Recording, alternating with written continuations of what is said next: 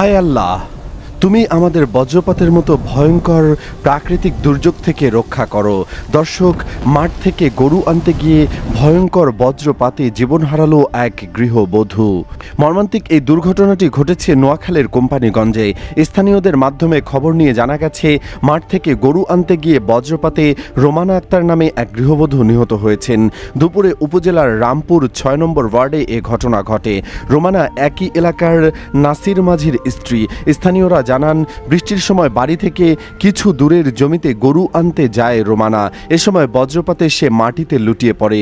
স্থানীয়রা তাকে গুরুতর আহত অবস্থায় উদ্ধার করে উপজেলা স্বাস্থ্য কমপ্লেক্সে নিয়ে গেলে কর্তব্যরত চিকিৎসক তাকে মৃত ঘোষণা করে। নিহত প্রতিবেশী ছাত্রদল নেতা মোহাম্মদ এনামুল হক মঞ্জু বলেন, এ পরিবারটি সংগ্রামী পরিবার, চাষাবাদ ও গরু পালন করে জীবিকা নির্বাহ করেন। আজকে মাঠ থেকে গরু আনতে গিয়ে এ মর্মান্তিক ঘটনা ঘটে। কোম্পানিগঞ্জ থানার ভারপ্রাপ্ত কর্মকর্তা ওসি মোহাম্মদ নুরুল হাকিম বলেন, খবর পেয়ে পুলিশ পাঠানো হয়েছে।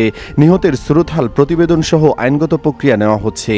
এদিকে কুমিল্লার মুরাদনগর উপজেলায় কালবৈশাখী ঝড়ে নির্মাণাধীন একটি টিনের চালের খুঁটি ভেঙে এক ব্যক্তির মৃত্যু হয়েছে। দুপুরে উপজেলার চাপিতলা ইউনিয়নের রাজা চাপিতলা গ্রামে এ দুর্ঘটনা ঘটে। নিহত নুরুল ইসলাম ওই গ্রামের দক্ষিণ পাড়ার মৃত শমশের আলীর ছেলে। পারিবারিক সূত্রে জানা গেছে, দুপুরে নিজ বাড়ির নির্মাণাধীন টিনের ঘরে কাজ করছিলেন নুরুল ইসলাম। এ সময় হঠাৎ কালবৈশাখী ঝড় ও বৃষ্টি শুরু হলে ঘরের চাল ও খুঁটি তার উপর ভেঙে পড়ে। গুরুতর আহত অবস্থায় পরিবারের সদস্যরা তাকে উদ্ধার করে দ্রুত নিকটস্থ একটি বেসরকারি ক্লিনিকে নেওয়ার চেষ্টা করলে প্রতিমধ্যেই তার মৃত্যু হয়। বাঙ্গারা বাজার থানার ওসি মোহাম্মদ শফিউল আলম বলেন, নিহতের পরিবারের কোনো আপত্তি না থাকায় ময়নাতদন্ত ছাড়াই মরদেহ পরিবারের কাছে হস্তান্তর করা হয়েছে।